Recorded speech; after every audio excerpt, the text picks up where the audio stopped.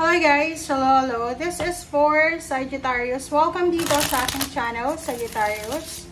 I hope na makuha mo yung messages, energy, gabay para sa linggong ito. So, this is for the second week of December 2025. Para ito sa lahat ng Sagittarius.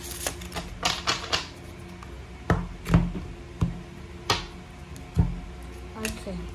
First card natin is Three of Pentacles, the Tower, Sagi, and the Emperor. Okay, may negosyo ka ba? Or mayroon kang collaboration with someone? Teamwork, parang ganon. Sa trabaho, sa pamilya.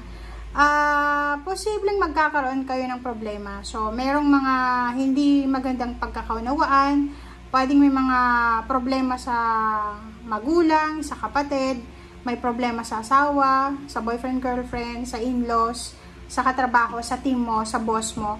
Pwedeng magkaroon ng problema. But, sinasabi ng Emperor card na to na kahit may problema na pinagdadaanan ka, you still have the strength, the power na makarecover sa kung ano man na problema na yan. Alright, so the Devil. Sinasabi ng baraha dito na isang problema sa love life ang posibleng uusad. Okay? Like, this week, possible na mayroon kayong pagdadaanan ng problema ng asawa mo or pwedeng boyfriend, girlfriend. Kasi dito parang parang ma-discover mo. It's either ma-discover mo na may third party yung karelasyon mo or ikaw yung may third party na posibleng ma-discover niya. So, nasa Nine of Swords ka, pwedeng kayong dalawa ay gusto nang makipaghiwalay sa bawat isa or siya makipaghiwalay sa iyo or ikaw makipaghiwalay sa kanya. Isa sa inyo dito ay posibleng hindi makatulog. Hindi kayo makatulog kasi away kayo ng away sa umaga, sa gabi, lalo na sa gabi. So, please comment down below, guys.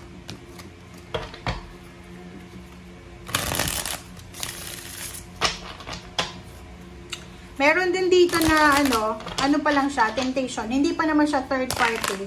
Yung parang may mga temptation lang na umaaligid sa inyo. Na naguguluhan ka.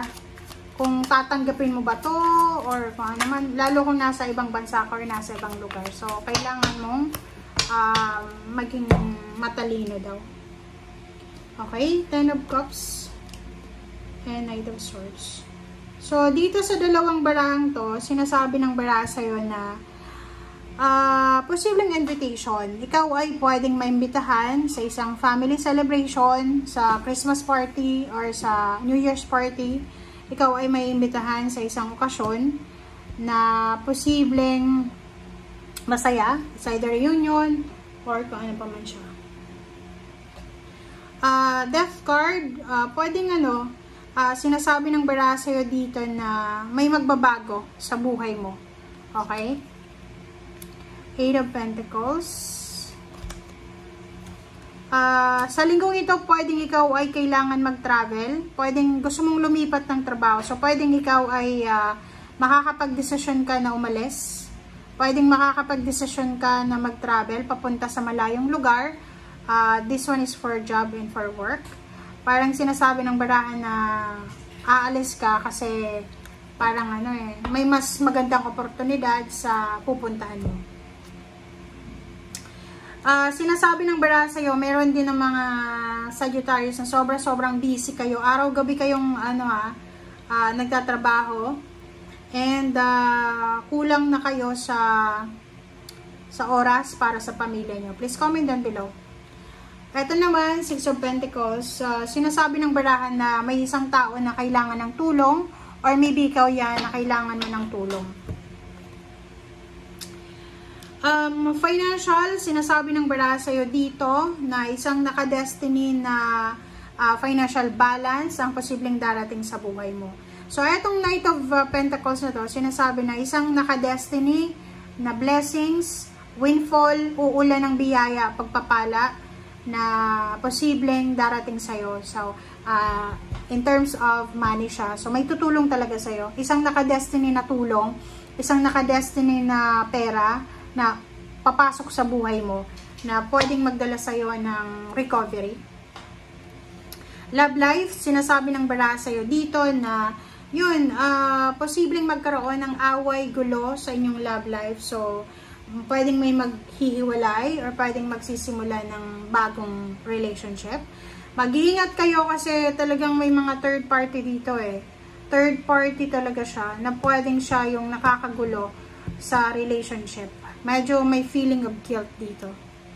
Balita, napakabilis na balita ang posibleng darating na pwedeng maging rason para matapos na yung mga kinakatakutan mo. And yung balitang ito ay posibleng siya ang sagot sa mga katanungan mo. Okay? Ang maganda dito, may mga negative news pero may mga, like for example, may mga pagkakataon din na makakatanggap ka ng balita na pwedeng makatulong sa finances mo. Like for example, makakaaway mo yung kapamilya mo na sinusuportahan mo financially. So, pag magkaaway na kayo, wala nang suporta na manggagaling sa'yo. So, makakapag-save ka na daw ng pera. Kaloka to.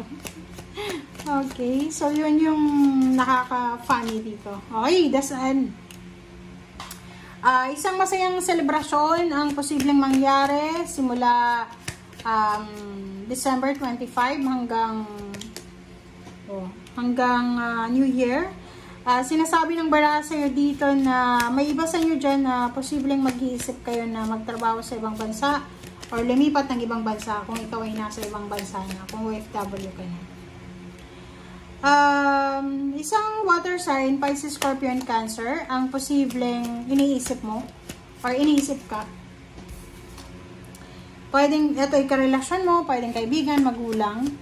Sabi ng bara sa'yo, huwag mong iisipin, huwag mong i-stress ang sarili mo sa taong yan. Love life talaga to eh. O, parang ganun. Ang sinasabi ng bara sa'yo dito, meron kang naiisip na ideya.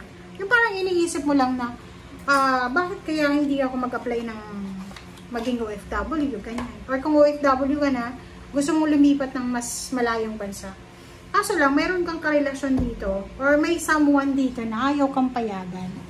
Baka karelasyon mo yan, baka magulang mo yan, baka kapatid mo yan, or kung sino man yan na toxic na tao na hinahadlangan niya yung success mo. Okay? So,